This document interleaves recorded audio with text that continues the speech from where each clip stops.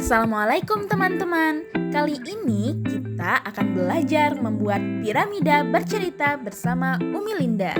Piramida bercerita adalah piramida yang kita buat untuk mempermudah kita dalam menyampaikan dongeng ataupun kisah kepada teman-teman.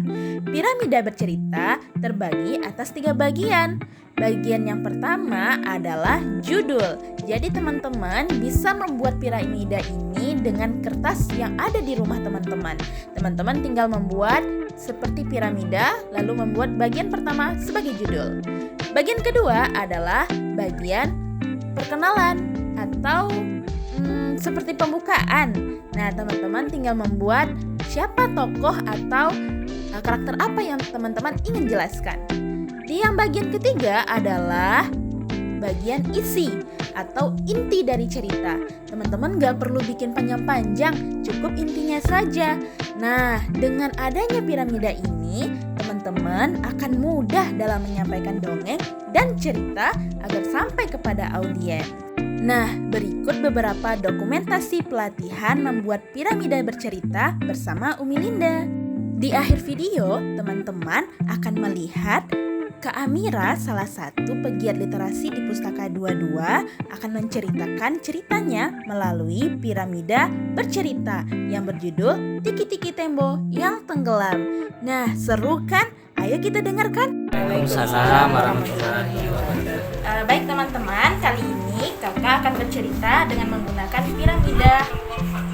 piramida bercerita yang berjudul Tiki-Tiki Tembo yang Tenggelam. Cerita ini kakak dapatkan ketika duduk di kelas 3 SMP dan dijadikan sebagai bahan untuk lomba bercerita.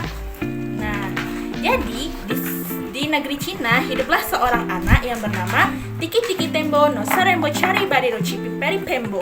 Nama yang sangat panjang. Nah, pada suatu hari terjadi sebuah pesta rakyat di mana Tiki-Tiki Tembo dan bersama adiknya bermain di atas sumur yang sedang tertutup. Tiba-tiba ternyata tutup sumur tersebut patah dan akhirnya Tiki-Tiki Tembo tercebur ke dalamnya. Sang adik langsung berlari menuju orang-orang yang berkumpul di balai desa. Ketika sampai di balai desa, adiknya berkata, "Hai, tolong kakakku, nama Tiki-Tiki Tembo no Sarembo Cari Bariru Cipi Peri Pembo sedang tenggelam," katanya. Nah, orang desa termenung.